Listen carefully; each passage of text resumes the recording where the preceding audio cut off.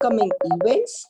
The most important one coming in this year in a couple of months is our ICA Con 2023, which is the 4th International and 14th National Conference of the ICA.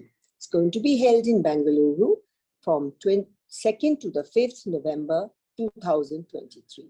It's a very elaborate program which you can all look into. We also have our webinar series today, as I said, which is on the recent advances of cardiothoracic and vascular anesthesia, for which we have a very elaborate faculty.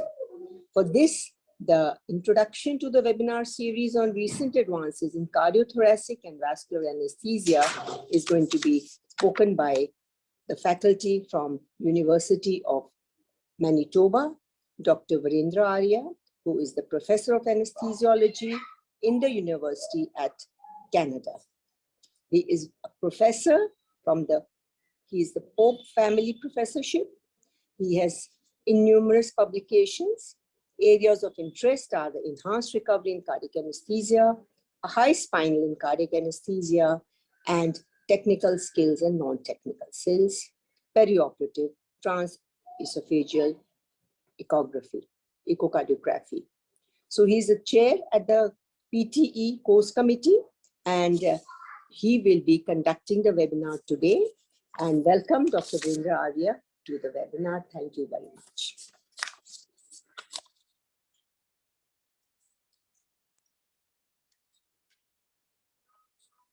Dr. Arya, would you like to start?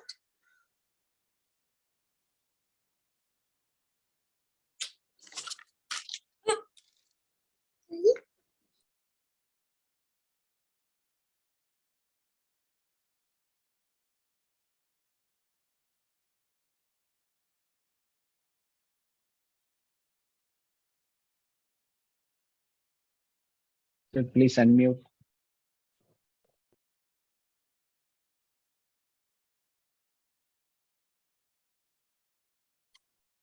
Thank you very much for that kind introduction, Madam Jayashree. And we are privileged that we are presenting these series on the recent advances in perioperative cardiovascular anesthesia.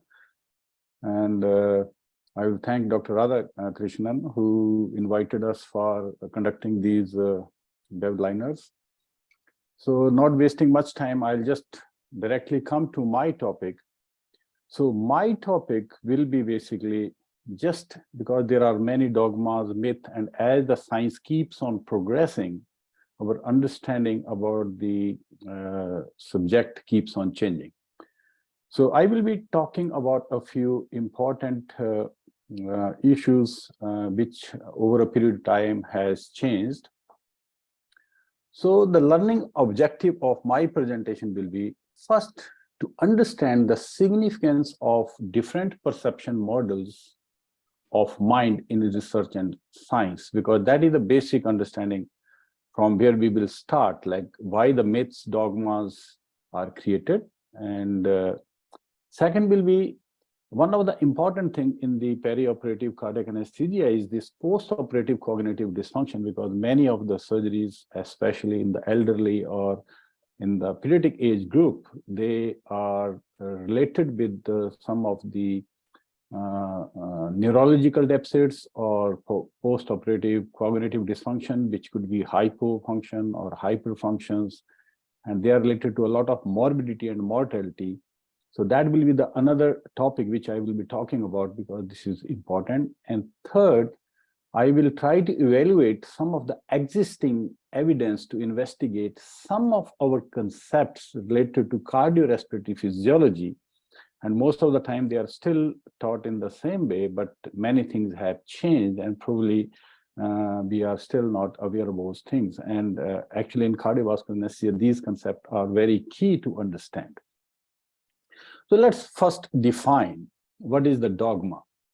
So dogma means a doctrine or teaching which is proclaimed as unquestionably true, like the gospel of truth, like the religious book, and you don't even dare to question them. So that is the definition of the dogmas. Myth means it is a collective, unproven, or false belief where there is no evidence, but majority of the people believe that the things happen in that way. And finally, the fact. Fact means where we have the proven or the existing scientific evidence for what we are believing or what we are practicing. Now, this is very important to understand here, that the fact of today may become dogma or myth of tomorrow, because everything in this cosmos keeps on changing. So as our understanding improves, what we think today is the fact may become myth tomorrow. Now, the question here is why there are gaps between our perception and the reality. So to understand what is the reality, frankly speaking, there is no reality in this cosmos because everything is changing. So now the second thing is, if everything is changing, that is the one reason why we will be deceived many times, because perceptions of today will not hold tomorrow true. At the same time, the reasons for difference between the perception and the reality is the way we understand the world around us. Now, one of the way by which we understand the world around us is called direct realism, which means we believe our senses, whatever we see, whatever we experience, we believe that the things are happening in that way. The other way of understanding this cosmos is indirect realism, which means we interpret the incoming information in the background of our previous experiences. So these are the two main ways by which we understand, and even in our research, in our experiments, psychologically, we understand the things either by direct realism or by indirect realism. Both of these are complementary to each other, and both of these have their own limitations. For example, direct realism, when we believe whatever we are perceiving is the ultimate truth, it may basically lead to sometimes illusions. For example, if you look in the sky and see this very bright, nice rainbow, and if you are not knowing the science behind it, you may think that it is really existing. But if you try to catch it, nothing is there. That means the direct realism has its own limitation. It can lead to the perception of illusion as reality. On the same note, when we try to perceive this world in the background of our previous experiences, which is the indirect realism, that can also create many problems or many inertias in our understanding of the real world. For example, this is a very typical example of the indirect realism. We all know nowadays that the Helicobacter pylori is the reason for the gastric ulcers. But you know, till 1986 or even 90s, people were not ready to believe that there can be a bacteria which can cause the gastric ulcer. The reason was because our understanding from the previous experiences were that, number one, bacteria can't grow in the highly acidic medium. And number two, if there is a bacteria, there should be cause and effect relationship. That means you should be able to grow the culture of bacteria from the lesion. Now, the pathologist in Australia was finding many of the specimens which were containing this rod-shaped bacilli from the gastric ulcers, and he believed that this might be the reason for the gastric ulcer, but nobody was ready to believe it.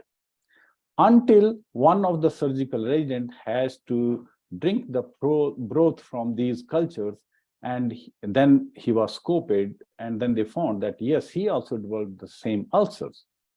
And you know, still the people were not believing, because now they wanted to prove that there should be a culture of this bacteria from this gastric ulcer. And whenever they will put the culture, the bacteria will not grow.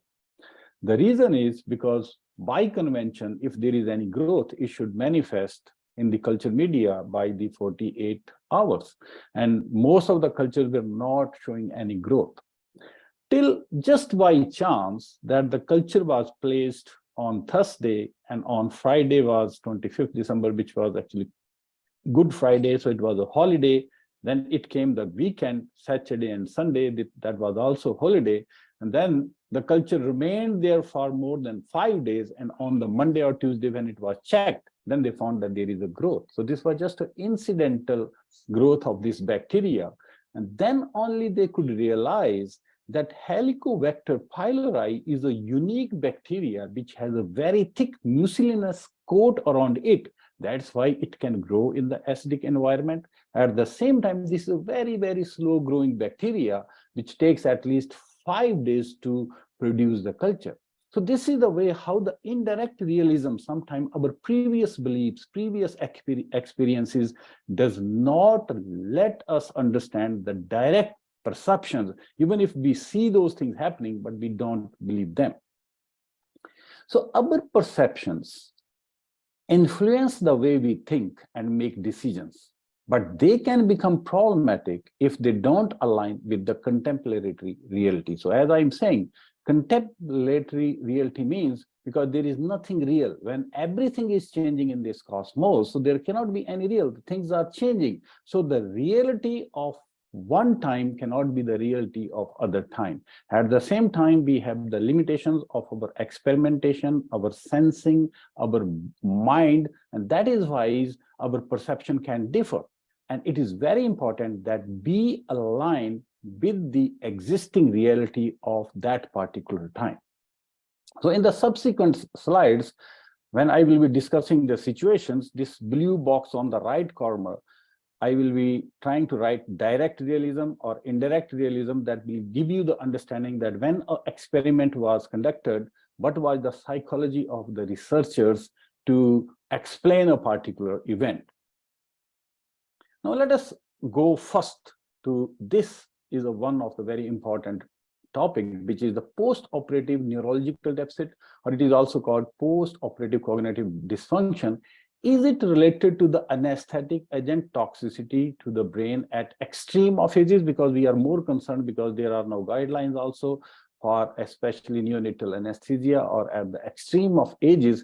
Does our anesthetic agents are related to this toxicity, or does it cause this type of problem? Now, you know, this post-operative cognitive dysfunction is multifactorial. There is battery of factors. It's not one factor, multiple of factors. And to understand it, this whole process is itself confusing.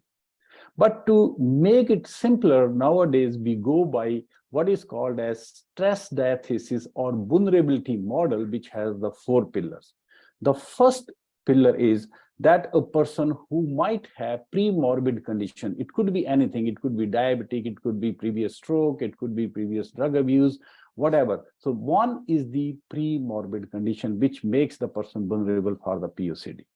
Second is the inflammatory stress. It could be any type of inflammatory stress. It could be because of infection, it could be because of bypass, it could be because of certain drugs. So that is the second pillar which causes the POCD.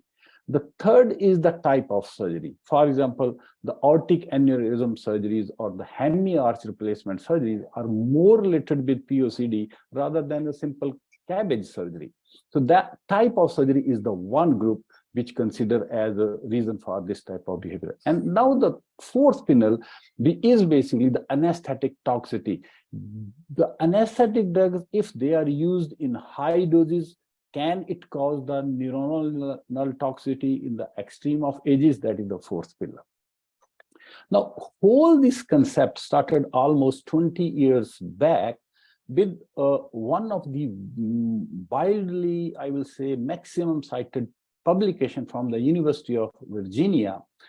They actually did this experiment where they reported that the early exposure to common anesthetic agent causes widespread neuronal degeneration in developing rat brain and persistent learning deficient. This was published in 2003, and I think this article has more than now 7,000 citations in the subsequent literature. Now the question is this a good model of human anesthetic exposure? Because that was the very important aspect which I think we should address. Now, the many criticisms of these articles are that actually this article was done to understand the effect of the anti-epileptic drugs on the human brain. And since the NMDA receptor is common for the mechanism of many of the anesthetic drugs and anti-epileptic, probably this model was used to understand the effect of anesthetic on the brain cells. Now, this was a study which was done in the mice, which were premature mice. The weight was less than 10 grams. These mice, there was no hemodynamic monitoring. They were exposed to very high doses of the inhalational agents. And one of the very important aspects was that they did not consider the two species defect, like the mice of this age, if he or she is exposed to 6 hours of anesthesia, that will mean that human neonate of the same age will be exposed 1/4 or 1/6 time of that. So that means the doses used here were too much high, and the time which was these mice were exposed cannot be taken equivalent to the human exposure of the anesthesia. So these all aspects were basically ignored.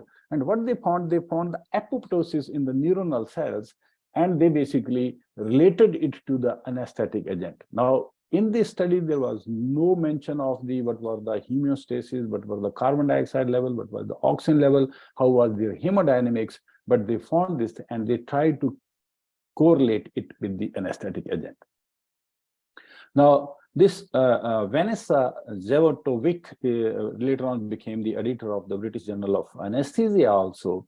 And later on, a battery of studies came and which started establishing the relationship between the anesthetic agent and the neuronal toxicity. And this was one of the study which was done in the monkeys, and where they say that the behavioral pattern of the monkeys changes after the high dose exposure of the anesthesia. This was one of the editorial which was published in the British Journal of Anesthesia 2018, which said that I think this is the high time that we should try to avoid anesthesia, and we should try to make the people aware that if in the neonatal period, if children are exposed to the high doses of anesthesia or even the routine anesthesia, there could be potential problem with the learning or some of the subconscious behavior in these children in the later on the life.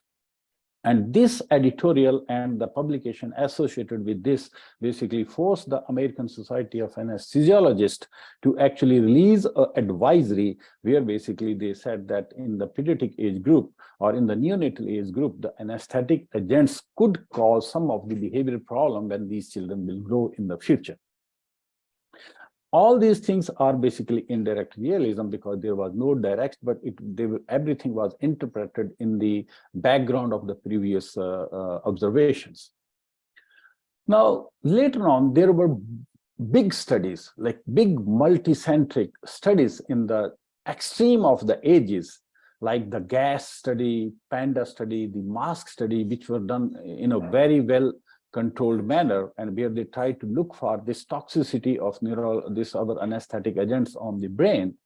And in anesthesiology in 2019, it was published that I think the comfortable truth is that the likelihood that the developmental anesthesia or the neurotoxicity may not actually exist in our routine surgical procedures, which occur early in the life or in the late life. So this was from the most of this gas, panda, and mass study because they couldn't prove this correlation when it was basically done in the human beings. All the previous experiments, they were not from the human being, but they were basically from the animal studies, either in mice or in the monkeys, and they were basically those findings were related to the human beings.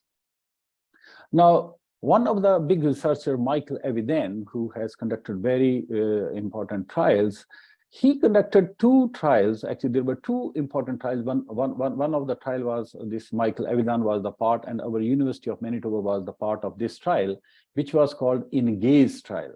The another trial at the same time was going, which was called the balance trial. And both these trials were basically designed to look at the effect of anesthetic agent on the post-operative cognitive dysfunction.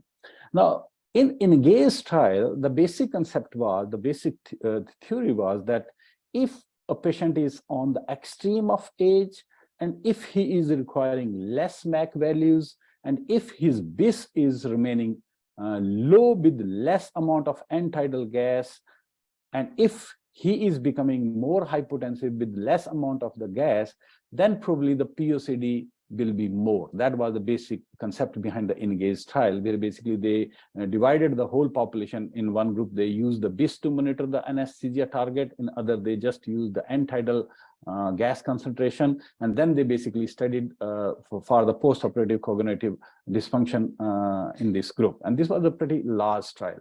In the Engage trial, again, they tried to study the POCD in the balance trial also.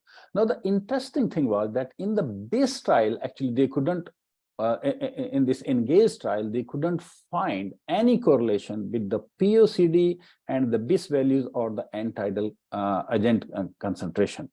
However, in the balance trial, they found that if the BIS was maintained less than 35, then the POCD incidence was 28%, whereas if the BIS was maintained close to 40 or 50, then the incidence of the POCD was just 9%.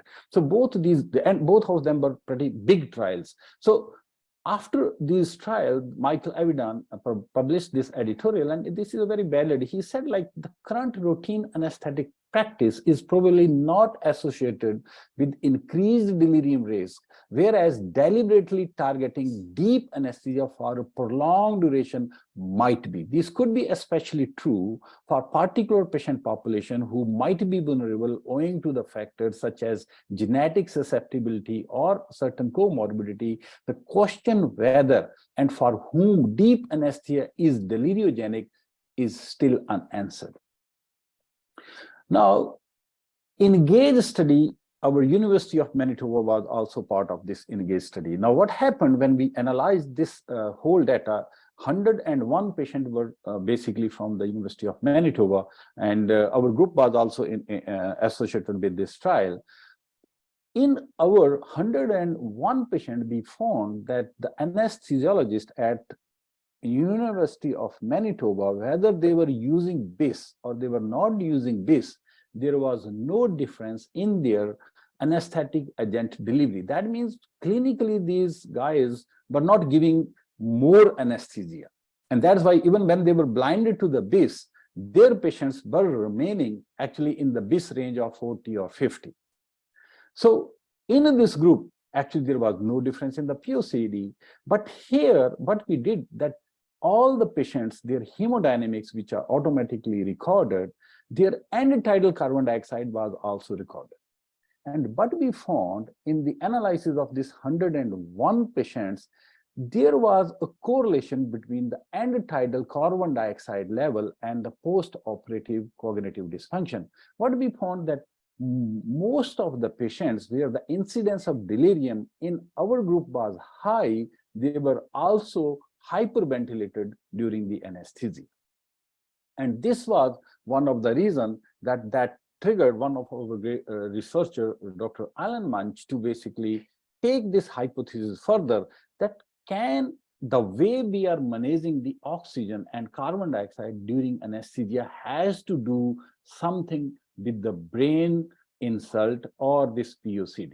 So he did actually he studied the volunteer where basically artificially he created the hypercarbia and hypocarbia, hyperoxia and hypoxia situations and studied the brain blood flow and the brain metabolism by the MRI.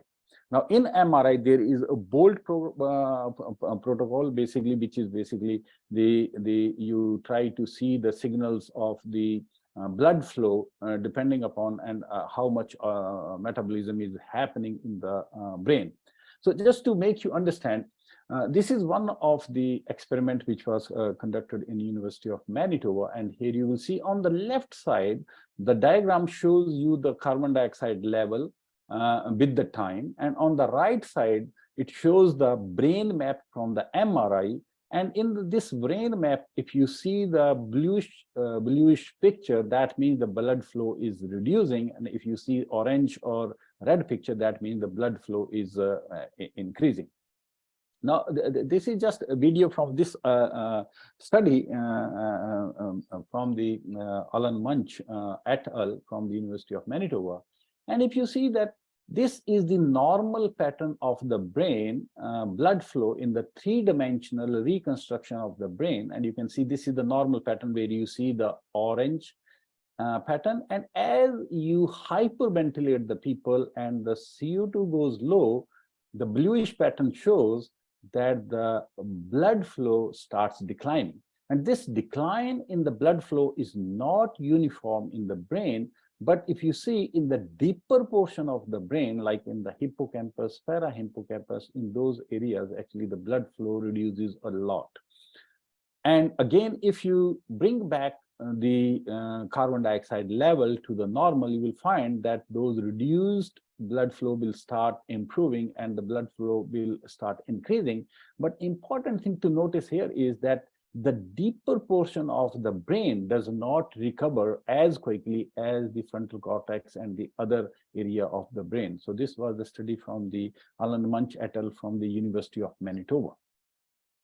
So later on, they developed a protocol where basically they tried to make the various combination of normoxia, normocarbia, then hyperoxia with normocarbia, then hypoxia with normocarbia, then hyperoxia and hypocarbia. This type of various combination were made in the volunteers, and basically they were breathing fast and slow, and they were given oxygen or no oxygen, and every stage was kept for 6 minutes. And then again the same protocol with the MRI was followed to see how the blood flow in the brain alters.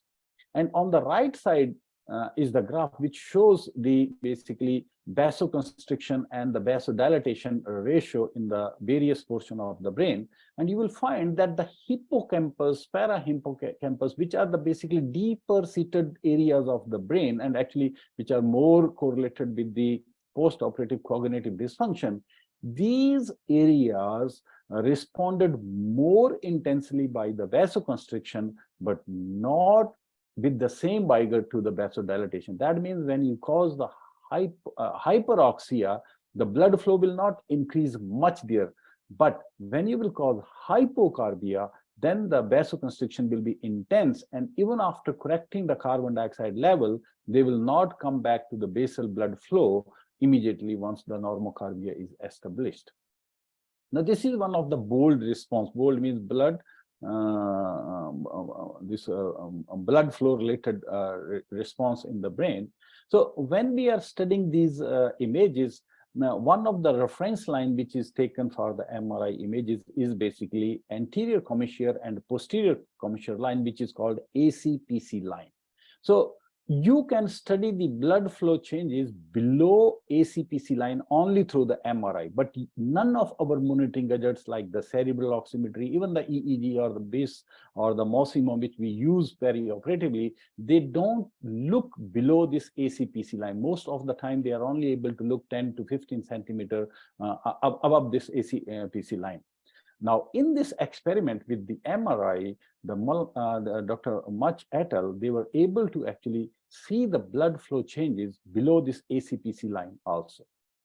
Now, this is one of the imaging from this experiment, and you can see, like in the baseline, you can see the blood flow in the different levels of the brain, and you can see this red and yellow color shows that this is the normal perfusion of the brain.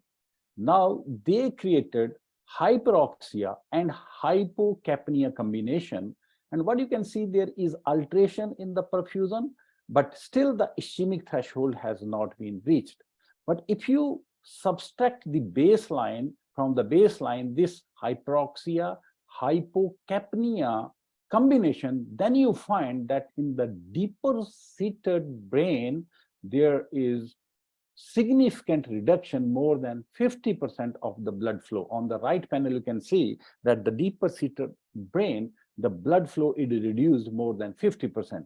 So could it be one of the area of concern for our POCD, that probably we might be causing some blood flow reduction to the hippocampus and the parahippocampus areas, which are more related with the POCD.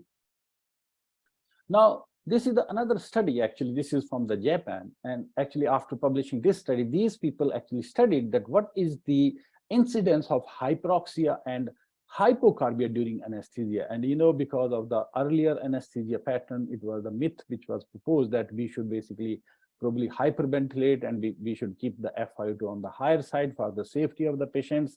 So this study looked at that majority of the elderly people and majority of the time actually because more hyperoxia and hypocarbia during the conduct of anesthesia. And until and unless this thing is accounted for the POCD, we cannot blame the anesthetic agent for basically causing the POCD. So the question here is, if the POND is related to anesthetic agent toxicity to the brain at the extreme of ages, the modified version with the existing now knowledge is that conventional use of anesthetic agent neurotoxicity is not proven at the extreme of ages. What we need to do is that if we are trying to do any study where we are trying to find the correlation between the anesthetic agent and the POCD, it is very, very important that the study must report how the carbon dioxide level and the oxygen levels were manipulated during this study, because there is now strong evidence that hypocarbia and hyperoxia, this combination does affect and has the potential to cause insult to the deeper seated parahippocampus, hippocampus areas of the brain, which are more related to the POCD dysfunction.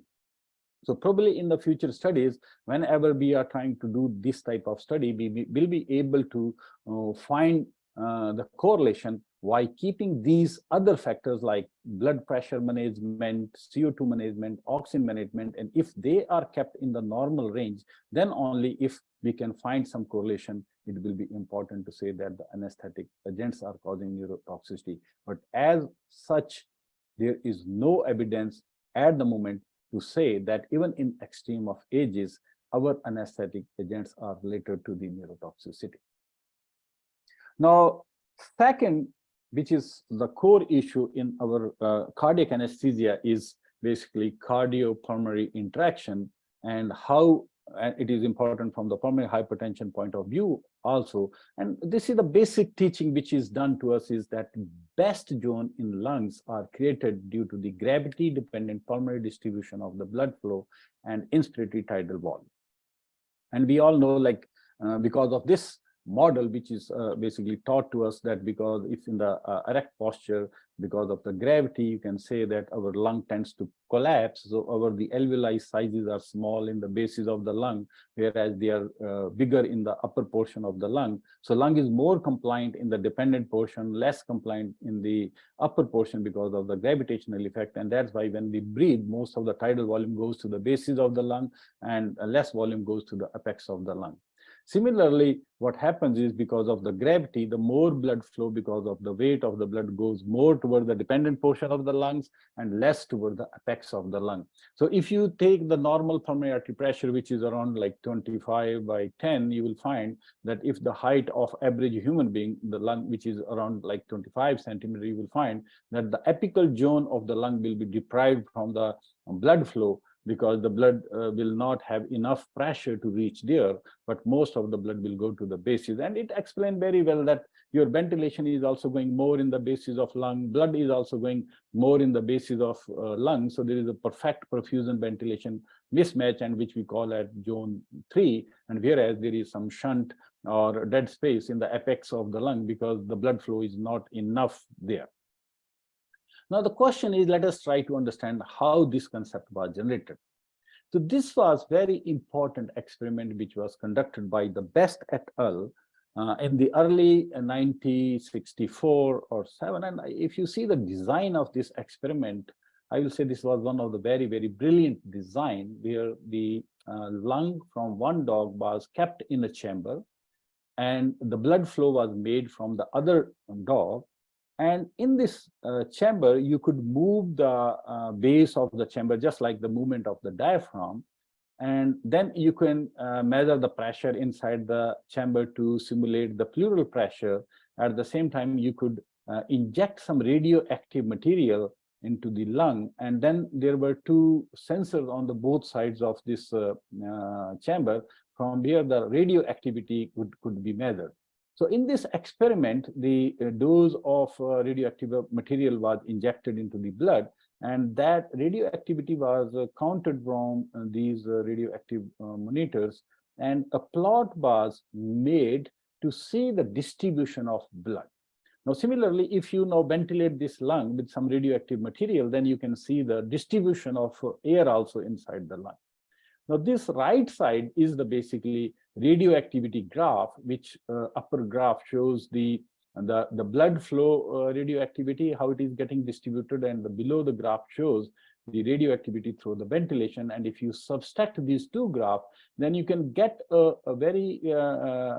graph which actually tells you how the blood flow is changing per unit volume with the distance or with the height of the lung. And you can find in this graph, you will find that in the bottom, means toward the basis of the lung, the radioactivity is highest. That means the blood flow is highest there. And as the distance goes is more toward the apex of lung, the blood flow goes down because the radioactive activity is decreasing in this graph.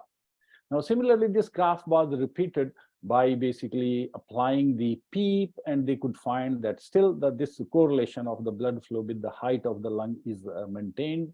And then again, this was also repeated with changing the blood flow or the cardiac output or the pressure inside the lung. And they could again find that irrespective of changing the pressure, this correlation is maintained, that the blood flow remains more toward the basis of the lung and less toward the apices of the lung. And when the blood pressure was declined, they could find that now the blood is not reaching more upper part of the lung, like the higher part of the lung that has increased where the blood is not reaching. So this was the basic experiment actually which led the Best et al. To give this best zone in the lung, which are now conveniently taught to us like zone 1, zone 2, zone 3. And we all know that in the zone 1, the pressure in the alveolus is more than the pressure than the artery and the vein, and that's why it is called dead space, where you find more ventilation but no blood flow. And as you move downwards, you have the zone 2 and zone 3, where basically your ventilation and the perfusion matches. And this is because of the gravity, because gravity is supposed to cause this type of the distribution. Now, later on, when more and more experiments from the physics side were conducted, then the one thing which came to the knowledge was that there is different distribution of the blood in open versus closed system. Open means some system which is open to the atmosphere, and the system which is not open to the atmosphere is called closed system. So our circulation is a closed system which is not open to the circulation. So the circulation is not affected when it is a closed loop. This understanding came from the giraffe, studies conducted in the giraffe and certain type of the reptiles which move anti-gravity. So in the giraffe, if you see the brain and the heart level, it is around 5 meter distance. That means if you want to make the pressure reach or the blood reach the brain of the giraffe, the left ventricle of the giraffe should have pressure at least 450 millimeter of mercury. But surprisingly, if you see the pressure inside the left ventricle of the giraffe, the pressure is not more than 300 millimeter of mercury. Now the question arises that if gravity is playing the role, then how the blood is reaching to the brain of the giraffe, because it is not possible, because the pressure in the LV is just 300, whereas the height is requiring 450 millimeter of pressure. So the people started understanding that if you go back to the physics, the basic concept in the physics is that if you have rigid tubes which are making loop, then the gravity does not play any role in this type of a system, because if on one side, if you think that the blood is being pushed against the gravity, on the other side of this loop, the same blood is getting favored by the effect of the gravity. So basically, gravity is neutralizing on the both arms. The opposing force on this side is basically counterbalanced by the favoring force on the opposite side of the system. So that means if the system is rigid, made of stiff tubes, then in circulation or in the loop, the gravity will not play any role, and the pump will not work for or against the gravity. And it is important to note that in the giraffe, the venous system is also very thick. Now, in the human system, our system is not thick. It is not made of rigid pipe, but it is viscoelastic. That means it has some degree of elasticity, but it has some degree of compliance also. So in this type of a system, two forces work. One is the cardiodynamic pressure, which is the pressure inside the ventricle. That is the only force to overcome the resistive property of the vessels, whereas the other pressure, which is called the gravitational pressure, is coming into play because of the distensibility of the vessels. That means if one person keeps on standing for a long time, then the vessels in the dependent portion will try to distend under the influence of the weight. But cardiodynamic pressure will only be to overcome the resistance, whereas this gravitational pressure will cause the fluid shift depending upon the compliance or the relaxability of the system. Now, the same best experiment, which the best conducted and showed in the dog lung that the blood flow is related to the height of the lung, when it was done in the standing horse, people were surprised to find that here the whole distribution pattern of the blood flow was reversed. If you see how the horse is standing, and on the right side are the graphs, same best experiment, radioactive experiment, and they found that the blood flow is more as the height of the lung increases. That means the blood flow in the horse is more toward the lung, which is adjacent to the spine of the horse, rather than to the ventral side of the horse. So this was now surprising experiment, same best experiment. Now here the gravity is not working actually. It is totally opposite to the gravitational distribution of the blood flow in the lung of the horse. Similarly, same experiment when it was done in the upright primates, one more interesting thing which came into picture was that if gravity is playing the role, then in the isoflow, in isogravity zone, where the gravity is equal, means at the same height of the lung, the blood flow should be equal, but it was not equal. But they could find here also that the blood flow was more toward the spine of the lung, where the lung is close to the spine, but less to the ventral side of the lung. So again, this is not basically in the line with the gravitational effect on the blood flow. And then NASA conducted the same experiment in the astronauts in the space, and they basically mimic the condition of 1 gravity, 2 gravity, or 0 gravity by basically accelerating the the space shuttle, either moving upwards away from the Earth when the gravity will be enhanced, or moving towards the Earth with a free fall, then the gravity will become 0. And to their surprise, when the same best experiment was repeated, what they find that the blood flow pattern was same as it was found by the best, even at the 0 gravity, at the 1 gravity, at 1.8 or the 2 gravity, the blood flow pattern in the lung was not getting affected. That means gravity is not playing the role. There is this whole myth created because of the earlier observation is not true, because now this rule of gravity should work even in the 0 or the 2 gravity, but it is not working there. What they found that even at different level of the gravity, the pattern of distribution of the blood flow that is closer to the spine is more, and toward the ventral side is less, is maintained irrespective of the gravitational force. This led to the concept that actually the blood flow in the lung is not determined by the gravity primarily, because it is a loop circulation, and in the loop gravity does not work that much. Rather, it is the fractal distribution of the blood flow which is genetically determined depending upon the size, caliber, tone of the vessels, which actually regulate the blood flow in the lung. And this is one of the very beautiful article which basically more discussed about the pattern of the blood flow in the lung.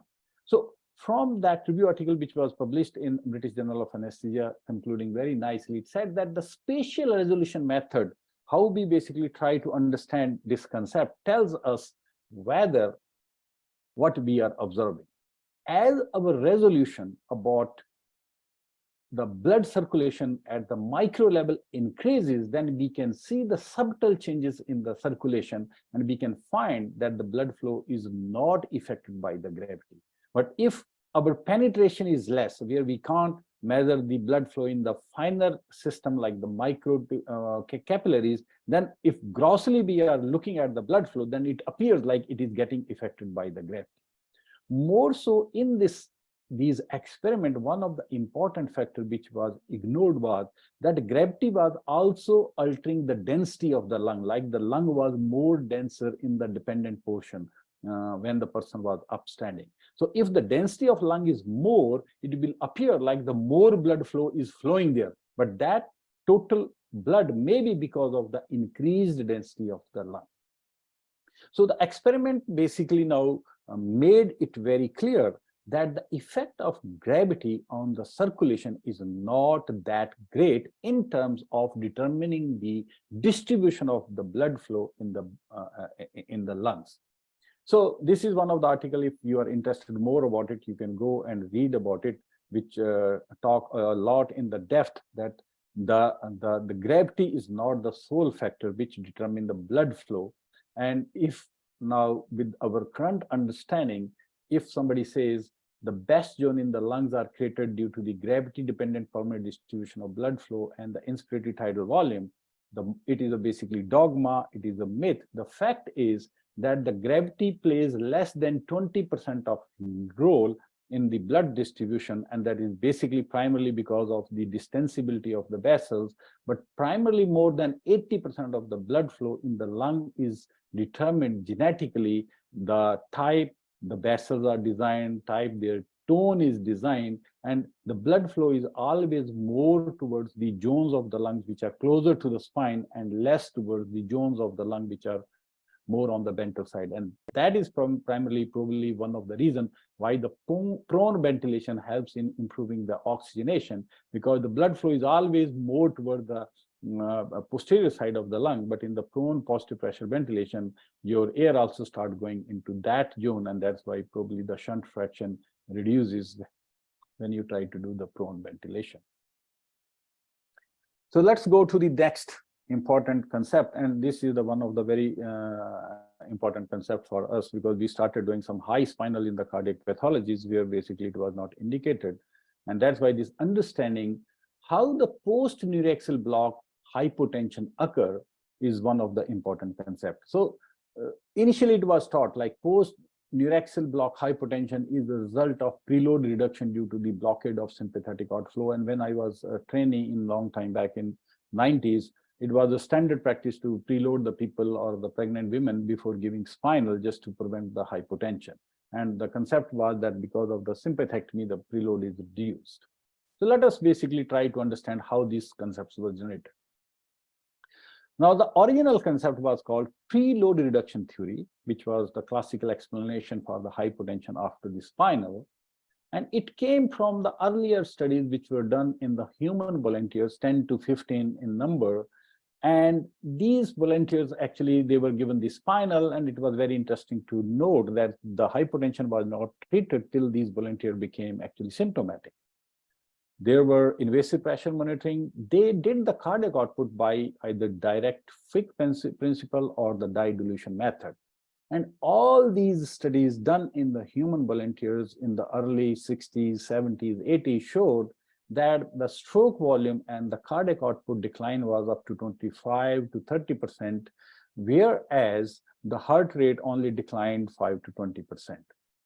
So if you analyze this data, based on this concept of blood pressure is equal to cardiac output into the SVR, they found that the decline in cardiac output was significant, and decline in heart rate cannot explain for the hypotension which was observed. So probably the correlation was more that because there is a fall in the cardiac output, that's why the hypotension is taking place. At that time, the understanding was that the spinal anesthesia or the epidural anesthesia does not affect the contractility of the heart. So if you see on this mathematical equation, then you will find that from these experiments, only thing which will explain the hypotension will be decrease in cardiac output. That means because the cardiac output is falling, and cardiac output is falling because there is a fall in the venous return. And it makes sense that venous return is falling because there is a reduction in the preload, because the sympathectomy is leading to the vasodilatation. And it was supposed that the arterial system maintains most of its tone because of the thick vessels, but the venous system is not able to maintain its tone because of the sympathectomy. So there is a pooling of the blood in the body, and that's why the venous return is reducing, cardiac output is reducing, and reducing, leading to the reduction in the blood pressure. Now, this concept is in perfect alignment with the Guytonian concepts, which basically try to correlate the cardiac output with the venous run. So if the venous run is falling, your cardiac output is falling, and that's why your blood pressure is going down. So it becomes basically the fundamental of our understanding that the preload reduction is the main reason for hypotension after the spinal or neuraxial block. Now, in the pregnancy, there were studies just done in 8 pregnant women, and they found that by the dye dilution method, the cardiac output was 12% less in supine as compared to the lateral position. And later on, just one case report which showed the massive hypotension in a pregnant woman in the supine position. The concept of supine hypotension syndrome was built, and based on that, basically the concept came that in the pregnant woman, we should give the left lateral tilt so that the IVC is not compressed and the venous return is maintained and hypotension does not take place. Now, based on this preload reduction theory, the standard teaching, when even most of our senior people were trained, that it was advocated that we should preload the people before giving a neuraxial block. There should be left uterine displacement in the pregnant to prevent the hypotension, or we can use the lung compression to prevent the pooling of the blood in the leg. And these were the 3 main strategies which was basically done to prevent the hypotension. And based on the same concept, there were guidelines. Even if you see the textbook now, or this is propagated, that severe eclampsia or severe hypovolemia, central neuraxial block should not be given. Central neuraxial block should not be given in severe aortic stenosis, mitral stenosis, or HOCM patient, because they could land in a catastrophic hemodynamic collapse after the spinal because of the preload reduction. And similarly, complex congenital heart diseases where the preload is important, like in Fontan, TG, TOF, the spinal or the central neuraxial block should not be given because it could be dangerous in these situations. Now, the question is, did these recommendations work? Now, this was one of the very important studies which was published by Buggy et al. In 1997. They had the 3 group where they did the preloading with the crystalloid, in colloid, and no preloading was done. And to their surprise, what they found that the incidence of hypotension, incidence of ephedrine use, and incidence of nausea and vomiting, which is more related to the hypotension in after central neuraxial block, that incidence did not vary. Whether you preload with colloid, whether you preload with crystalloid, there is no difference. And this was a very interesting study, and it was very statistically correct study, methodologically correct study. Like, its result could not be ignored. So the people, because we were believing that the preload is the main reason, they were not ready to accept this study. They said, you know why this is not working? Why the preload is not working? Because by the time spinal is given, the crystalloid get redistributed in the circulation, and probably it is not working because of that reason. So instead of preloading, we should do the co-loading. And then an era came when the people started saying that don't preload the people, but load them when you are giving the spinal or soon after the spinal. So let's see what happened with the co-load. So this was another study which was done in the 2009. And most of these studies were done in the pregnant women because there the spinal was a rule or very common. So here in ASA 1 or 2 ladies who were undergoing cesarean section, they were basically divided into 2 groups. In one group, they preloaded them with Heta starch 15 ml per kg body weight, and in other group, they loaded them along with the spinal.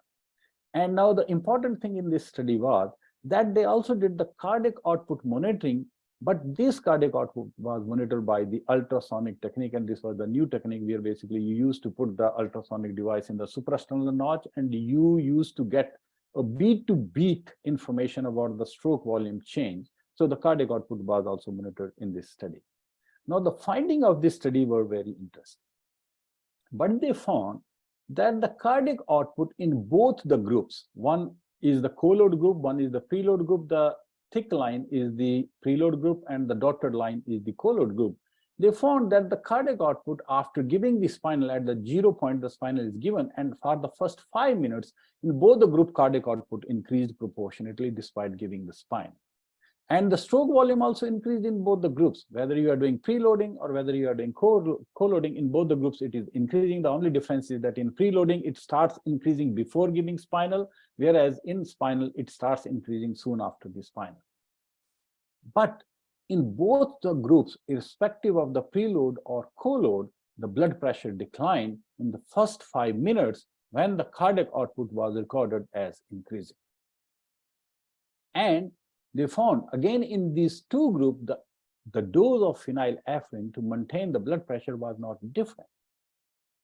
So, similarly, this other concept of that tilting the uterus will prevent the incidence of hypotension is not proven. Rather, it has been shown by the MRI in the parturient that up to the 15 degree of left lateral tilt, the IVC still remain compressed and is not released of the compression. So that is also a myth that the left lateral tilt up to, and 15 degrees of pretty significant tilt. Like if you use the clinometer and see this tilt, it is so much of tilt that probably the surgeon will not be able to do the cesarean section.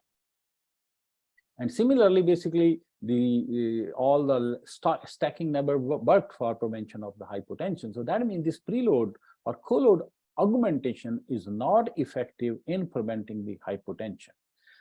So what is happening actually? Let us see what is happening to the cardiac output with the neuroaxial anesthesia, because it was popularized in the early studies that the cardiac output after the neuroaxial blocks decreases. So these were the studies which were conducted after 2008, and this is one of the studies which I'm quoting, where the 80 healthy women were scheduled to undergo elective cesarean section.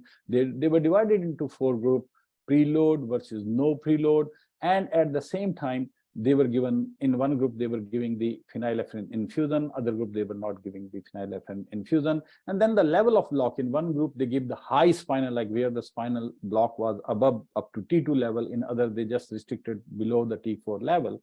And then they monitor the cardiac output by basically LIDCO method. Now, the importance of this Uniscom LIDCO method is that they derive the cardiac output from the stroke volume. That means you are getting the cardiac output beat to beat. So they can look about the stroke volume changes or the cardiac output changes into the beat to beat level.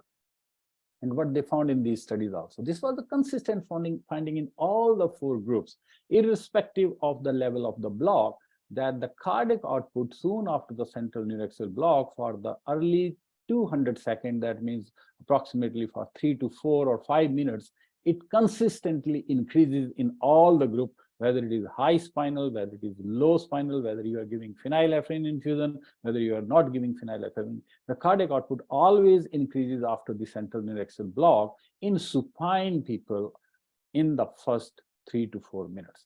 But the systemic vascular resistance goes down because there is a fall in the mean arterial pressure, and that fall is also consistent in all the groups. That means soon after the central neuroaxial block, there is increase in the cardiac output, and despite increase in the cardiac output, there is fall in the blood pressure, and that signifies that actually it is the systemic vascular resistance, which is indirectly calculated parameter, that is declining after giving the spinal anesthesia. So basically, what we find, that we found these studies, the later studies, which were able to look into the beat-to-beat cardiac output changes, they proved that whenever you are giving central neuroaxial block, initially for 3 to 5 minutes, the cardiac output always increases. And it is only after that the cardiac output may start declining, but initially it always increases in the supine patient. And why we were perceiving it differently? The reason was the time resolution of the old technique. Like in the olden studies, the Fick principle and the dye dilution were used to measure the cardiac output, and they take at least 5 to 10 minutes to get one reading. And with the dye dilution, actually the subsequent cardiac output readings are not correct because of the recirculation of the dye. So that means in earlier studies, what cardiac output we were looking after the central neuraxial block was 5 to 10 minutes after giving the block. But with the latest generation of the cardiac output monitoring devices, we were looking the cardiac output at beat-to-beat basis. And that is why we could figure out that soon after the sympathectomy in a supine person, actually the cardiac output immediately increases because of the afterload reduction. So new techniques were basically having high resolution. That's why we could see what is happening immediately after the spinal anesthesia.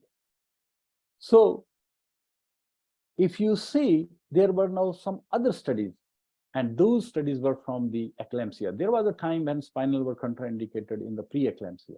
But later on, nowadays, we all give the spinal in the pre-eclampsia, and we find that it's not like more hypotension occur in these patients.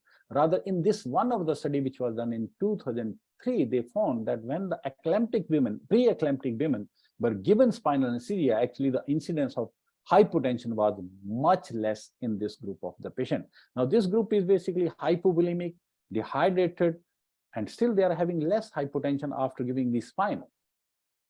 So now the question is, what is the problem here? What is the problem in our understanding? You know, all the studies which actually propagated preload reduction theory, the biggest evidence came from few human studies on the volunteers in the early, and later on they were done in the monkeys. Monkeys are monkeys, human beings are human. And one of the important difference between the monkeys and the human or the dog is that they can't lie supine the way human being can lie supine. Whenever we are giving the anesthesia, central neuraxial block, our patients, they lie supine.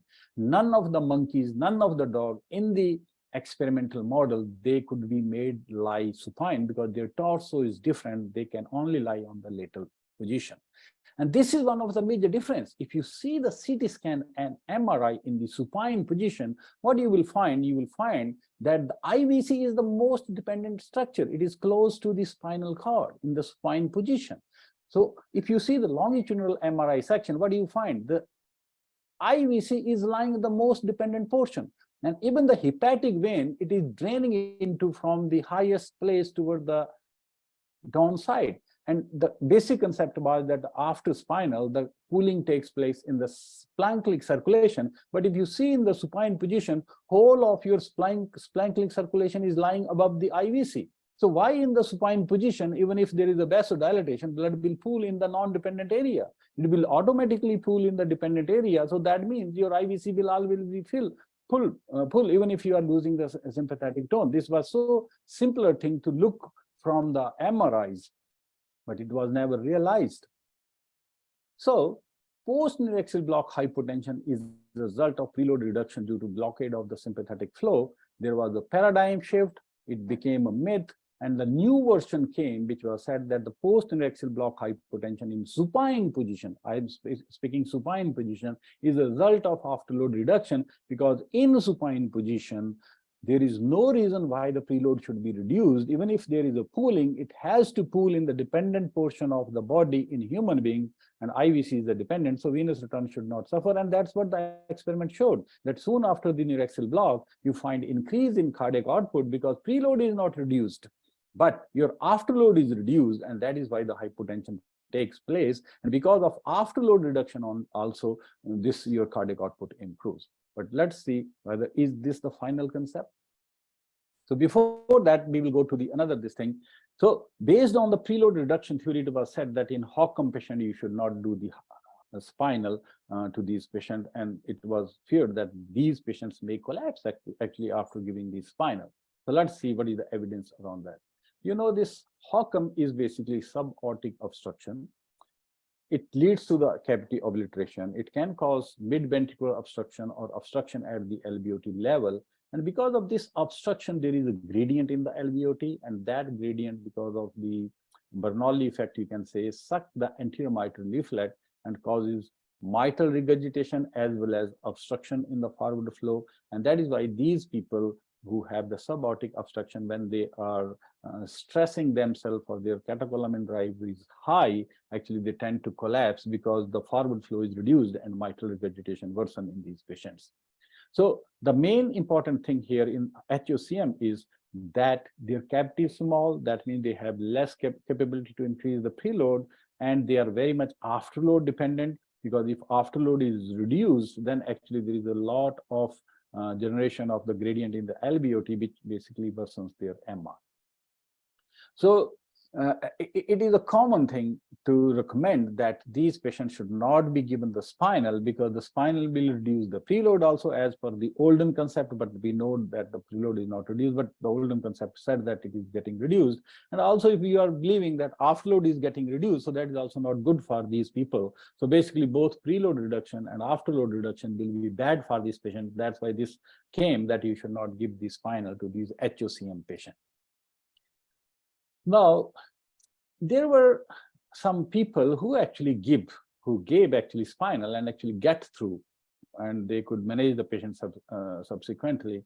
And there were also some case reports where basically these patients never did well with the spinal. So there were mixed type of reporting, like some people reported that no, spinal is dangerous or central nervous block is dangerous in these patients. Other reported probably you can manage these patients by the invasive monitoring, and probably it is not bad to give the spinal in these patients if you understand the physiology. So both type of studies were there, or the case reports were there. So we conducted study in these patients once we started doing the high spinal in the cardiac anesthesia. Many of the other patients used to come for the resection myomectomy of these patients.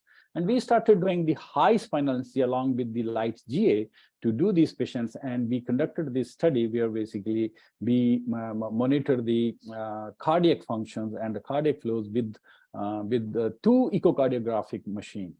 One machine was kept in the apical four-chamber view, where you can see actually all the four chambers, and rather you can make a five-chamber view. And with this view, you can see the inflow to the right atrium, you can see the inflow to the right ventricle, inflow to the left ventricle, and as well as you can actually monitor the outflow of the left ventricle, that is the aortic valve. So this is a very important view. And in the same view, you can actually do certain load-independent indices of the contractility, like Tye's index or the strain pattern from the lateral wall of right ventricle and the left ventricle, and you can see the effect on the contractility also simultaneously. So one person was just holding the probe in this 4 or 5 chamber view and taking the parameters after the spinal and before spinal, just for the comparison.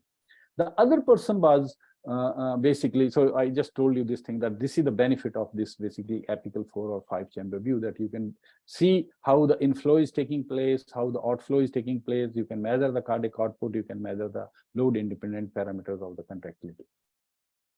Then the other person was holding his probe in the subxiphoid region, and he was just looking at the IVC caliber, because IVC caliber is one of the parameters which tells you how much IVC is full and how much is the preload returning to the heart, depending upon the size of the IVC. So other person will keep the probe on the IVC, and simultaneously these two readings were recorded on the echo machines after giving the high spinal. Now, this is one of the Hockham patient, and upper one is the parasternal long axis view, and you can see how thick the ventricle is, and you can see the mitral regurgitation taking place here, and you can see the turbulence which shows the gradient in the LVOT tract. And in now the 5-chamber view, when you put the continuous wave Doppler, you can see the gradient, which is basically 109 millimeter of mercury, and the mean gradient is like 34 millimeter of mercury in the LVOT tract of this patient before giving the spine. And this is now the patient where the high spinal was given around 40 milligram of bupivacaine heavy, and he was made head down 5 to 10 degree, and his block was achieved to T12 level. And now you see what is happening here. You can see the ventricle is opening much better after giving the spinal. You can see reduction in the turbulence also.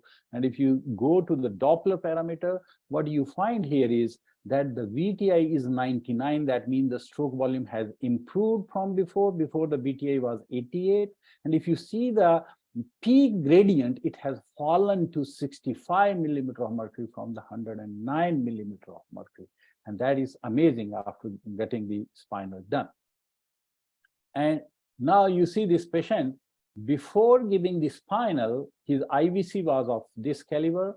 Then 1 liter of 5% albumin was given. You can see still the IVC is almost of the same caliber. And in the third, when the block was given, just see the caliber of the IVC. It is so full and it is so distended. So that means this preload reduction concept was totally false, because if you see directly, you find that in the supine position, actually, even if there is a vasoplegia, everything tends to gravitate toward the dependent portion. So your IVC is so full. So that means there's no reduction in the preload.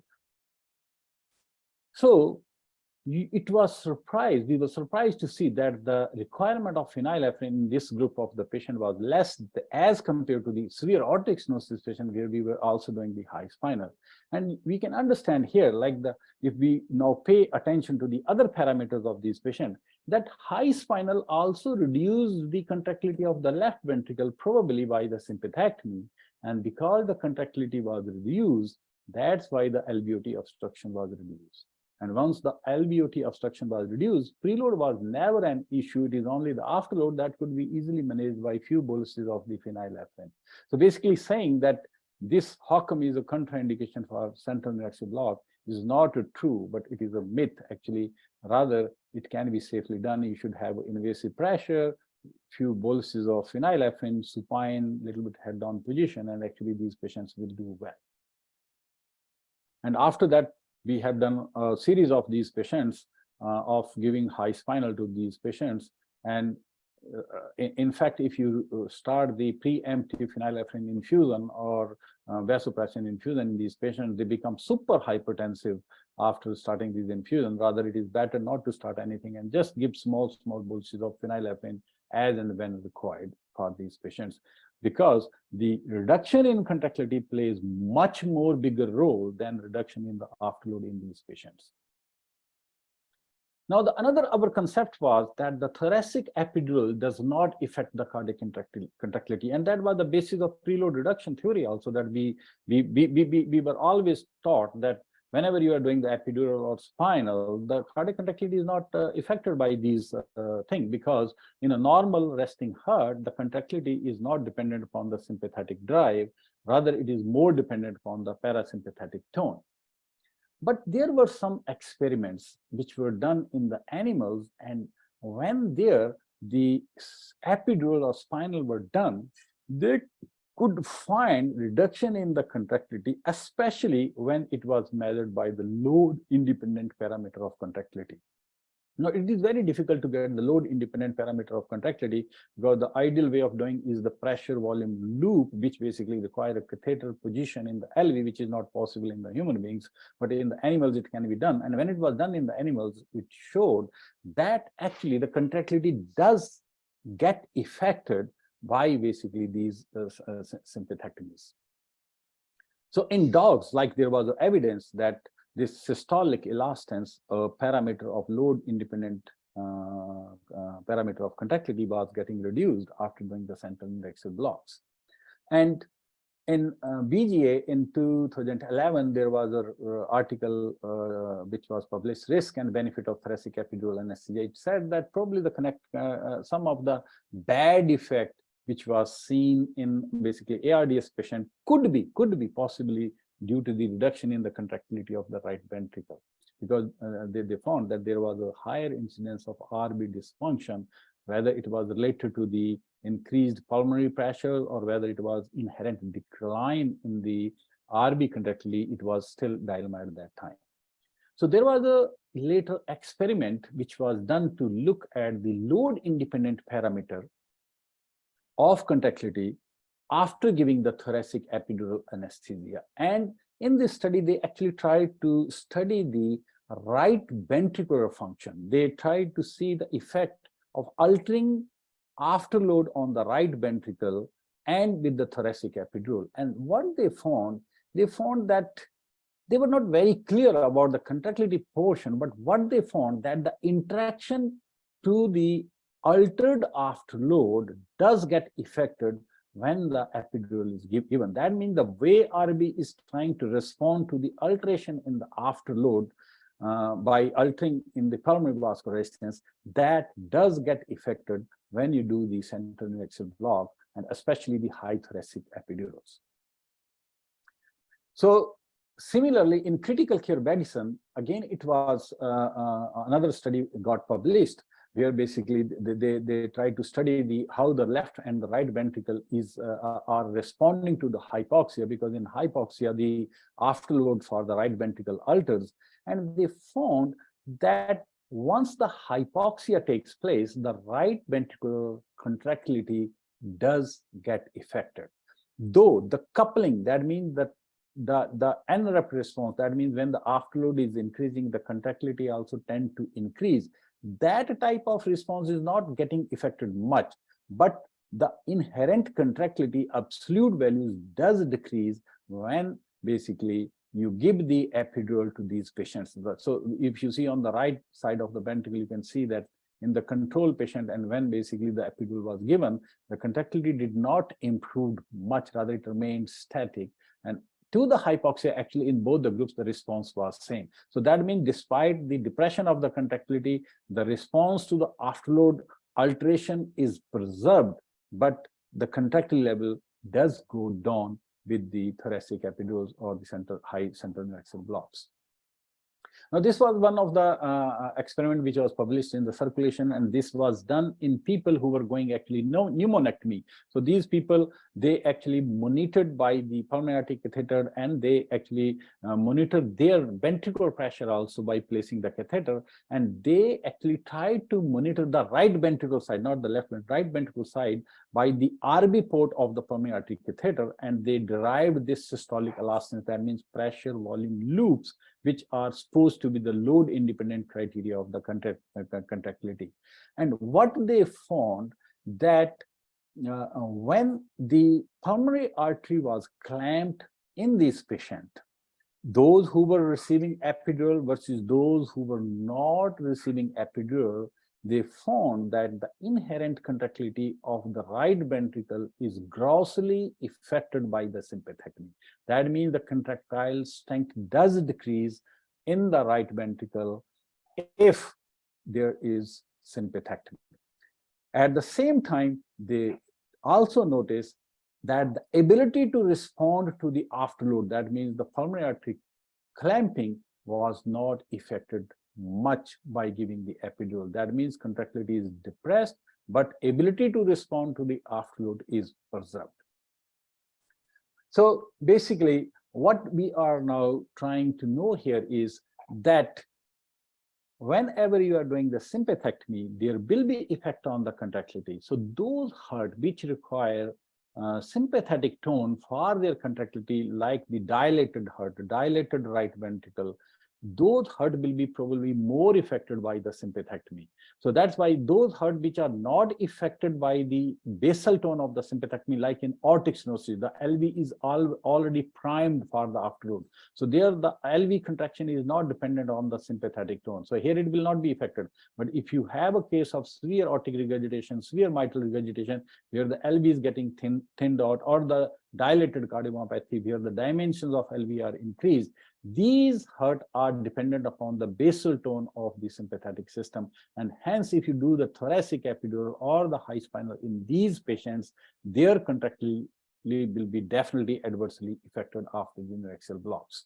So thoracic epidural anesthesia does not affect the cardiac contractility. Now more evidence is needed, and now we have the evidence that patient with impaired RV and LV contractile function may be at the high risk of declining in their contractility after the thoracic epidural anesthesia.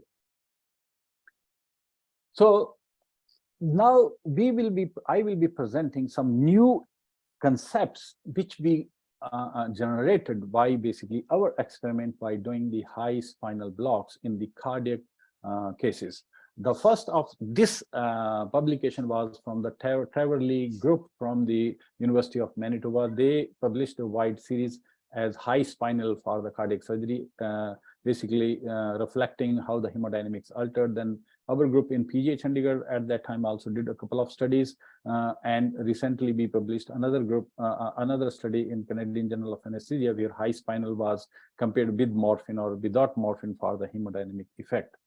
So let us first try to understand now what is our current understanding of the physiology.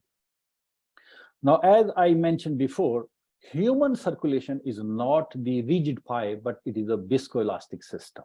That means in our system, there are two pressures. One is the cardiodynamic pressure, other is the gravitational pressure. Now, had our system been just like rigid tubes, and if you had a pump, then in this system, the gravity will not play any role and gravity will not be affecting the circulation or the blood distribution. However, for rigid tube, you can have only a pump just like the bypass pump, like roller type of pump. But what happens in our body, we don't have a roller type of pump. The type of pump the heart is, it is a squeeze, unsqueeze pump. That means it squeezes the blood out of the chamber. And when you have a squeeze, unsqueeze type of a pump, you will understand that what we need is that we need a compliant system. We cannot have a rigid system if we have a squeeze, unsqueeze type of pump. Because when this pump is squeezing the blood here, it can squeeze out only if the rest of the system distend in response to this squeeze. So that means what is happening in our circulatory system is that the heart is acting as a squeeze, unsqueeze pump, and that is why we are having these ripples. Pressure waveform is spreading towards the periphery, and when the heart is squeezing the blood out of it, our peripheral system is dilating. First, our arterial system distends into the response, then our venous system distends into the response, and when the diastole takes place, then the peripheral system recoil back and pushes back the blood again into the heart. So that's how basically our system is working. Now, if the system is less compliant, you will find bigger ripples in the arterial system. But suppose if your system become more and more compliant on the periphery, then actually these pulse waveform will tend to die down. And now in our body, if you see, because there is a lot of compliant system, that leads to another concept, which is the non-stressed volume. That means this volume never participate in the circulation. It remained pooled only there, and until unless this non-stressed volume is squeezed by the sympathetic system, it will not participate in the circulation. So in the circulation, we have the blood volume, which can be distributed into the non-stressed volume, and the stressed volume is actively participating in this squeeze, unsqueeze process, whereas non-stressed volume is just like a reserve volume. It will only participate in the circulation if this non-stressed volume is also squeezed under certain type of the circumstances. And then this whole system is in equilibrium with the third spaces or in the interstitial spaces, where the fluid balance is maintained by various types of the forces.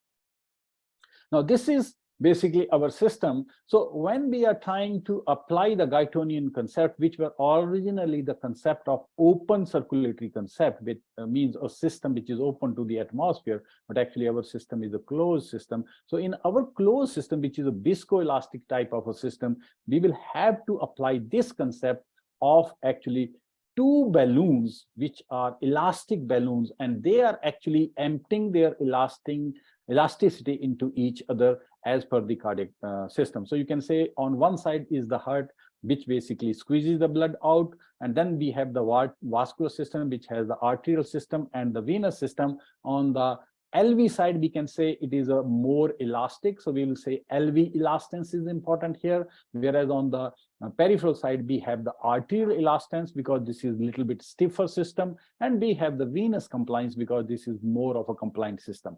Now, this elastance and the compliance of whole of this system is actually regulated by the sympathetic system, which maintains a required squeeze at a given point of time. So this is the way how this system is working. This system is in equilibrium when the elastance of the both system matches, and when the elastance of the both system matches, then it works perfectly at the least energy expenditure.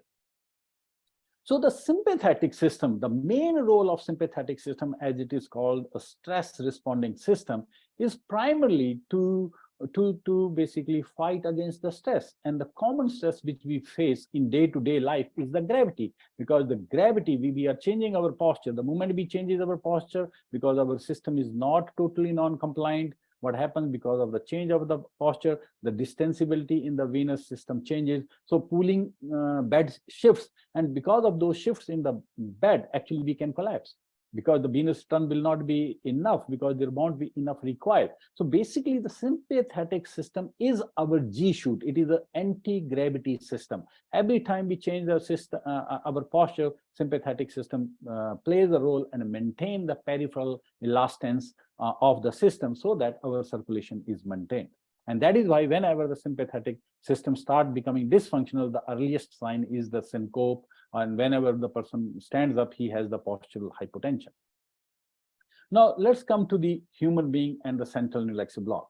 Now see, these are the three pictures, MRI pictures of the supine individual. In center portion, the person is lying supine, and you can see the position of the IVC. In the second position, the patient is in the head down 15 degree, which basically be used for the high spinal in cardiac pathologies.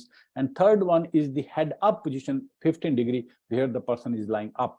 Now, if you see in this circulation, you can say that could be this red line is the level of the blood level, or this is the level of the blood where it is being maintained.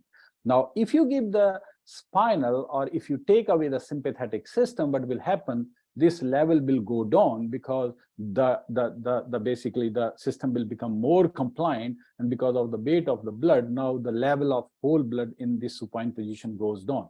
But if you see in the supine system, it is still the IVC, it is remaining on the above. But if you see the head down position, even despite lowering this level, our heart remains as a submerged pump in the level of the blood. But if you see on the right side, where the head up position is there, the heart has come above this level of the blood. So that means here the heart will not be filled, because heart act as a submersion pump in the circulation. But in the head down position, the heart is still below the level of the blood. So this is the basic concept which actually works after the sympathectomies. So what happens after the sympathectomies? The system becomes more compliant, both in terms of arterial system, on the venous system. So the level of blood actually shifts down. Now, if the person is supine, he is still a little bit in normobulimic patient, a little bit preserved, because heart is still low. If it is head down position, he is protected by this sympathectomy. But if you make the position head up, when the heart tries to come out of this level, then actually the venous return reduces and the hypotension take place. Now, in all the cardiac pathologies, if you see, irrespective of the lesion, the crucial parameter which is important for sustaining the circulation is the contractility. Because in the head down position, actually the preload of the heart increases tremendously, because now the heart is just more submerged deep into the blood. Now the question is this heart is able to handle this increased preload? If it is a dilated heart, probably it will not. If it is a dilated heart, you do the reduction in heart rate, probably it will not. And then actually you will land up in a problem. So the traditional concept that the MR, AR patient will do better after the sympathectomy is not correct. But you see with the high spinal in the head down position that these patients require more sympathetic inotropes to maintain their circulation, rather than the aortic stenosis or mitral stenosis patient in the head down position, because there the heart contractility is preserved and heart is already primed to overcome these stenotic lesions. So as long as the heart remains submerged, its contractility is good, sympathectomy is not a problem. Sympathectomy becomes problem when your heart pump becomes weak as a pump, or its rate is reduced. So basically, what is happening after the post-neuraxial block? The current understanding is it depends how preload, afterload, and contractility and heart rate is affected by the sympathectomy. In what state the heart is already there, what is the volume status there, and what is the position you are doing these blocks, because this position is very, very important for maintaining the hemodynamics. And that's what you will notice if you do the high spinal or high spinal. If you make the patient a little bit head down, their hemodynamics will tend to become stabilized if the contractility is good. And if you make head and up, their pressure will start declining because now the heart is coming out of the level of the blood.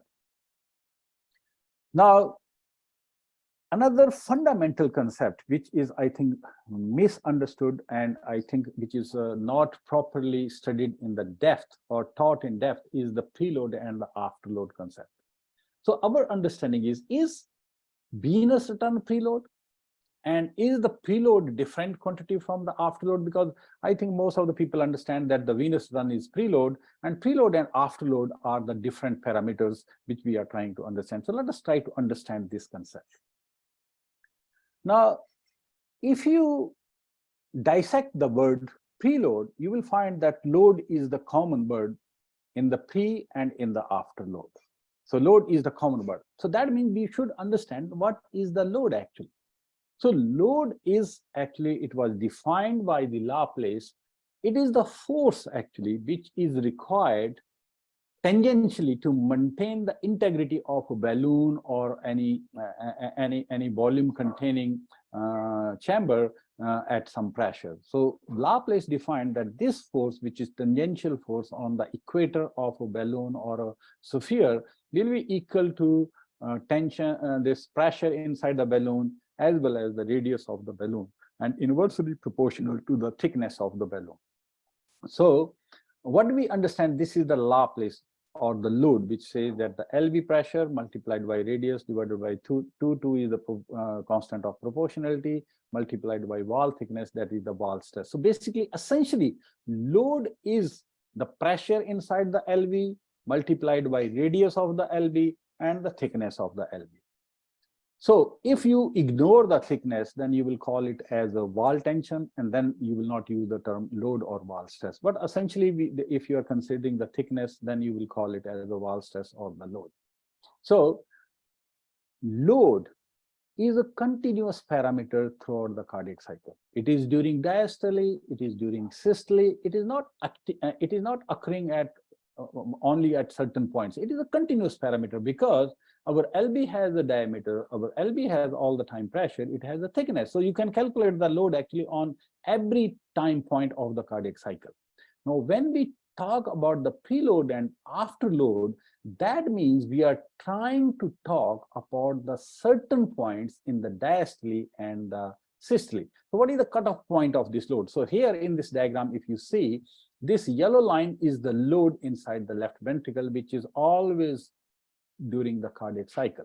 The purple line is the pressure inside the left ventricle, and you can see the dimension. You can measure the dimensions also from the M mode of the echocardiography, and you can calculate the load on every point in this cardiac cycle.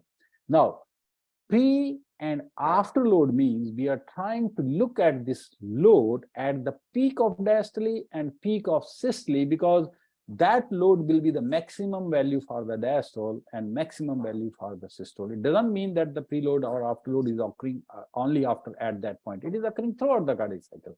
But we are trying to look at the maximal values. And these maximal values will be again governed by the same rule, like what is the dimension, what is the pressure, and what is the thickness of the wall at that particular point. So QRS complex on the ECG will be the important point for determining the pre and the afterload. Load just before QRS complex will be the maximum preload, and load close to the T wave will be the maximum afterload in the cardiac cycle. So you can define now the load as basically peak wall stress during diastole is preload, and peak wall stress during systole is the afterload. And we understand, like, we try to measure this preload by various methods. Now, when you use the central venous pressure as preload, you are not absolutely wrong, but you must understand you are making certain assumptions. When you are taking the CBP for preload, that means you are assuming that the dimensions are not changing. You are assuming that the thickness is not changing. And because these assumptions are not always correct, that's why you are never able to get the true picture of the preload just by measuring the CBP. Moreover, determining preload by CBP suffer from the inherent problems that you're assuming that the pressure volume relationship is straight, which is not actually straight, which is a curvilinear.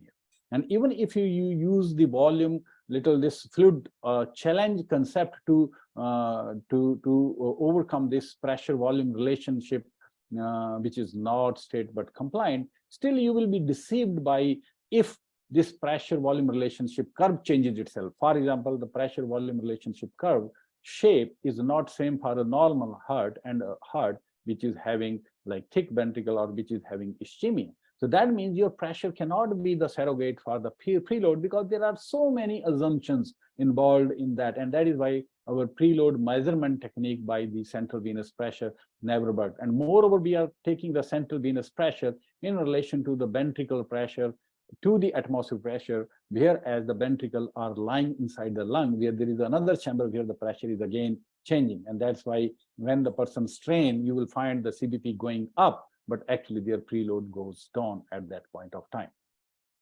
Now, the other thing is, you know that these are the limitation of the preload, so you move to the other concept. Okay, now the preload is not basically the pressure. Let us take the end diastolic volume as a surrogate of the preload.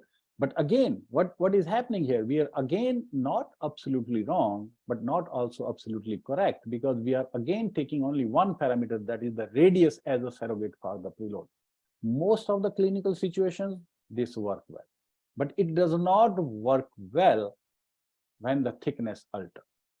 For example, when you have a patient who has dilated ventricle, now the one patient has dilated ventricle to the same extent with thin walls because of the dilated cardiomyopathy.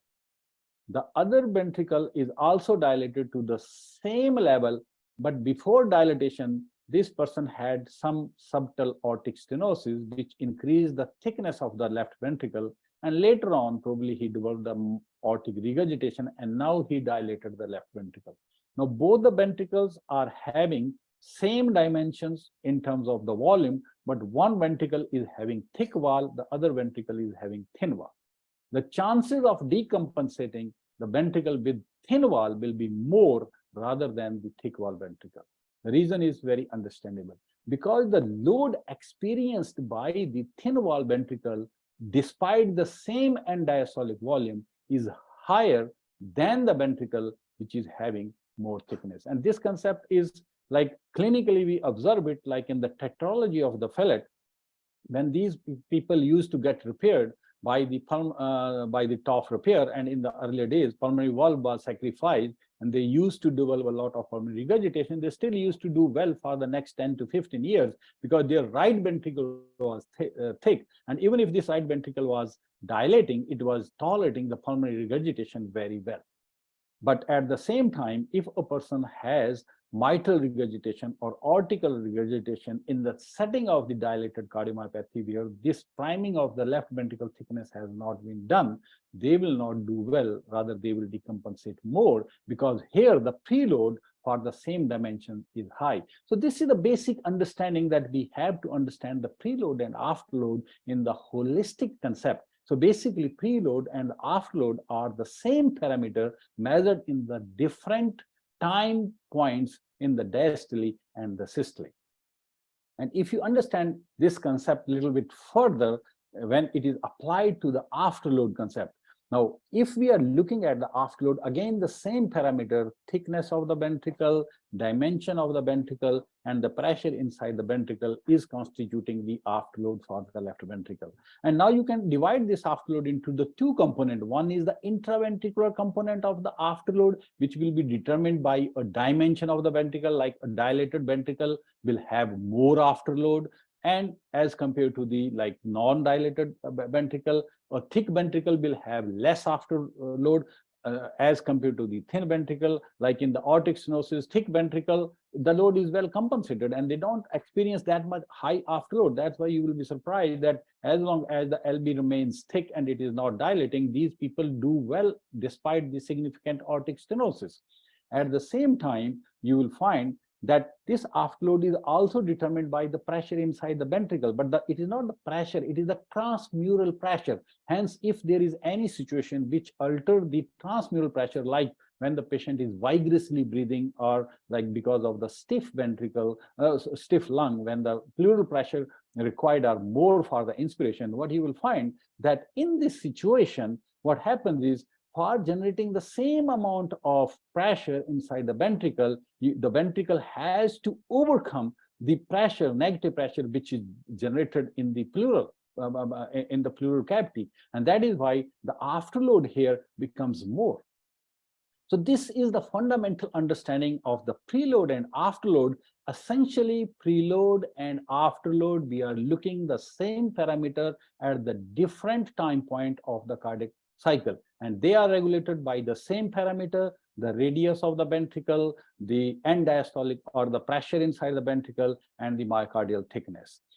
Similarly, another concept this makes you understand that usually the left ventricle is elliptoid. So its load in the longitudinal dimension, where the R is bigger, is higher than the load in the circumferential direction. And that is why MAPC or TAPC is the earliest parameter to decline, because the load required to generate in the long dimension is higher than in the shorter dimension. So similarly, coming to the understanding that if you give a Lasix to a failing ventricle, what you are reducing? Preload, afterload? No, you are actually reducing everything. The moment you reduce the dimension of the ventricle by giving the diuretics, you are inherently reducing the afterload also, because now the ventricle is starting its contractility from a smaller dimension, and the load required or the tension required or the ball stress required in this ventricle is less. That's why the diuretic helps in the failing heart in a miraculous way by reducing the preload, by reducing the afterload. And because the preload and afterload are reduced, the ventricle moves to the better profile of the Frank-Starling contractility curve also. So basically, venous return is preload, and preload is a different quantity from the afterload, is a dogma, it is a myth, it is not truth. The fact is, the preload and afterload both are wall stress measured at the different point of the cardiac cycle, and venous turn affects afterload, but venous turn can affect the afterload, but it is not preload itself. Similarly, venous turn and cardiac output are actually same, because the heart can only pump what is coming to it. It cannot pump anything which is not coming to it. So basically, venous turn and cardiac output are same, but preload is dependent upon the venous return, but it is not venous turn as such. So, you know, what is truth? Now, this is a very basic scientific question. You know, the truth, we don't know what exactly and where the system is. But what we try to do the experiments. And those experiments, they give us some reference value. When we repeat some experiment, new experiment, this experiment might be away from the referenced value. How much away it is, that will be the measure of the trueness at that point of time. If we are repeating the experiment and we are getting same values within some range, that is the precision of that experiment. So whatever studies we do to look any phenomenon or any behavior or any observation in this cosmos, they don't reflect actually truth, but they reflect some closeness to the truth, how close they are to the truth. And if that experiment is generating same value again and again, that means the precision of that experiment is more. You know, in this cosmos, if you go by the definition, the truth means something which does not change. But if you put attention around you, there is nothing which is not changing. Everything is changing. This cosmos is changing. This sun will not remain one day. It will turn into the black hole. This earth will not exist. We are aging. Nothing is stationary. So there is no truth. But what is happening is there is evolving truth with time. With every time, the truth is getting evolved. In the science also, the truth is getting evolved. The moment we move from one medicine to the other, the moment we move from one technique to the other, new challenges appear because the whole dynamics of our understanding and the system has changed. So basically, in this cosmos, we are dealing with the evolving truth. But our mind, because of the inertial nature, try to think that this one thing is a constant truth. Now, when we do the experiment, if you see the historical aspect of all our experiment, whether they are randomized controlled trial, whether they are very authenticated, statistically authenticated trial, you will find a swing that all these trials swing around this evolving truth. There will be a time you will swing to the one side. There was a time when the people started putting all sort of the drug into the spinal space, neostigmine, clonidine, morphine, fentanyl, pethidine, and say that they are very good analgesic. But with the passage of the time, probably we swing too much toward the spinal drugs. And now, if you see historically, only the epimorphine or very few drugs are now basically showing the beneficial, like when we are looking at the holistic picture. So what happens, all our understanding, our perception, because they are limited, our understanding keeps on oscillating around this evolving truth.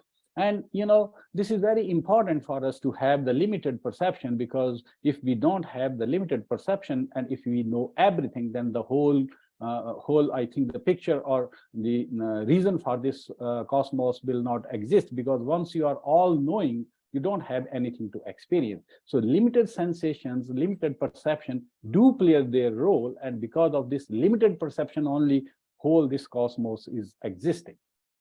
Now, the important thing when we are moving in our scientific world is to keep the open-mindedness always and understand that there are limitations of all our experiments, all our understanding, and there are limitations of our own experience also. If we are experienced only in one particular set of the conditions, then probably we will not be able to understand that the things can happen in a different set of conditions also. So open-mindedness is the key to our understanding if we want to align with this evolving truth all the time. It is very important to remain our understanding contemporary to the existing time. And that requires constant thinking, constant results, constant assumptions. So it is not wrong to assume anything. We must assume, but then we should look for the result if our assumptions are true, or they are aligned with the contemporary reality, or they are not aligning with the contemporary reality. And for this, it is very important to learn the existing evidence, then unlearn the existing evidence when time comes to unlearn, and then relearn the new evidence which is evolving at that particular time, at that particular moment of time. This is one of the very famous, I think, businessmen who, Alvin Toffler, who said, the illiterate of 21st century will not be those who cannot read and write, but those who cannot learn, unlearn, and relearn. And this is the most difficult process in our whole career of the professionalism, because as we grow in our profession, a time should come where we should start questioning our understanding, our values, the way we think. And that will be the only key to basically align ourselves with the existing reality of that particular time. Thank you very much for your kind attentions, and I am open for any questions, and I am more than happy to answer those questions.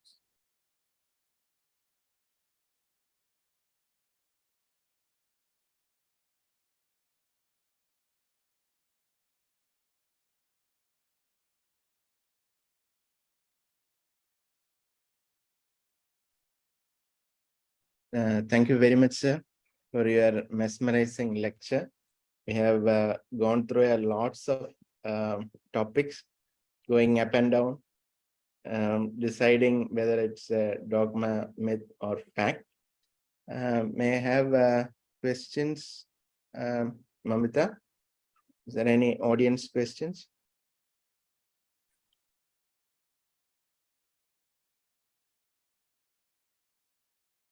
Sir, can you throw some light into the forthcoming modules, which all topics you will be dealing in the forthcoming modules? Yeah, so there will be now 2 modules which will be coming on August 23rd, and the other will come on August 30th. On the 23rd, our first speaker is Dr. Ruma Bose. She is the Fellowship Program Director at Harvard University, Boston. And she will be talking about the structural heart imaging and its role in the diagnosis and training the residents. That will be the first module. The second module will be from our own program section head of the cardiac anesthesia section, Dr. Mulain Thorlisam. And she will be talking about the BEXA scan, which is the new modality has come. Again, we are struggling with the preload determination, volume status determination, and especially, you know, the volume status and fluid management become challenging in the cardiogenic and the mixed shock. So the BEXA is the new thing coming up for titrating the diuretic therapy. And she will be talking about that and giving some practical example from our University of Manitoba. The third speaker will be Dr. Gordon Lee. He is our assistant professor in and faculty for cardiovascular anesthesia. He will be presenting because he was involved with this acute pulmonary thromboembolism cases and their management through the transvenous thromboembolectomy, which is a new modality which has come up nowadays, where basically they go through the internal jugular vein and they make a loop circuit, just like coronary bypass, and keep on sucking the blood from bound and wash that blood and retransfuse it. And that way they remove the clot from the right heart and the pulmonary circulation. So he will be talking about that. So that will be, these will be the three, and I will be moderating these three sessions.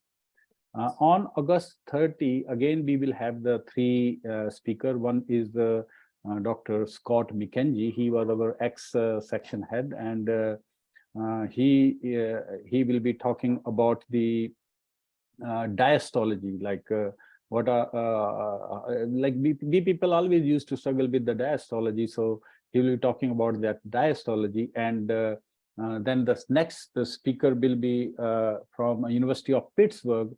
He is Dr. Subramaniam, and he is the section head of the cardiac anesthesia there, and he will be talking about the recent advances in the management of the coagulopathy perioperatively in the cardiac surgical patient, where he will be talking about point of care coagulation parameter monitoring, as well as the new ways of dealing with the blood products and using the only blood component therapy perioperatively.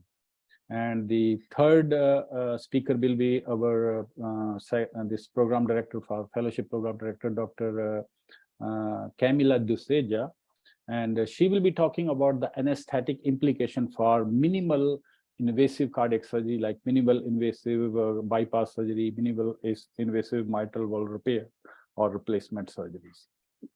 And what else? So these are the 6 modules which we have, like 7 modules we had designed. First module I have presented because I just wanted to, because many of people keep on asking me how you will do the spinal in this lesion and that lesion, and you know, so that's why I thought that it will be good to just revisit the recent advances in the cardiovascular physiology, which is very important for all the cardiovascular anesthesiologists. So quite a few interesting topics coming up in our webinar series. Sorry that Dr. Radhakrishnan, who has agreed to do the moderation, he has some internet connectivity issues, so he's unable to join. Sir, from audience side, not much query other than appreciation messages. So we'll forward it to you, sir. For the time being, I think we'll wind up the program now. I thank you profusely from Indian College of Anesthesiologists side. I also remind our audience to join back for the subsequent sessions which are lined up. And also remember that our ICA National Conference is coming up in November 2 to 5 in Bengaluru. This is the time to meet up physically rather than meeting online every Wednesday. Okay. Once again, I thank Dr. Virendra Arya from Canada for his effort and his wonderful lecture today to organize a great webinar series. This is just a beginning. I hope to have wonderful sessions from that team. Okay, thanks again from ICA. Thanks all the audience, and good night. See you again next Wednesday. Bye. Thank you very much. Thank you very much for your time, and hope to see you again. Thanks. Thank you so much to all of you. Thank you, sir. Thank you. Good night.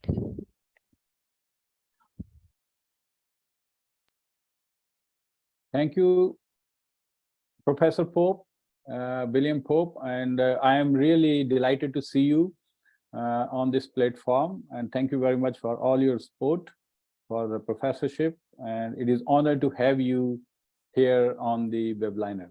Thank you very much. Thank you, Madam Jayashree. It is nice to see you after a long time on this webinar. Long Thanks. time. It was very nice to see you. Thank you so much. Thanks a lot. Yeah. How are you doing? All well? Great. Yeah. Thank you very much. Okay. Good night.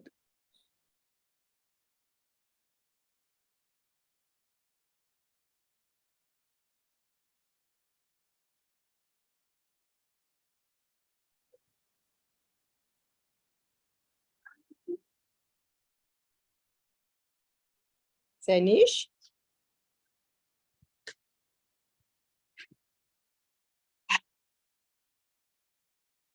Sanish?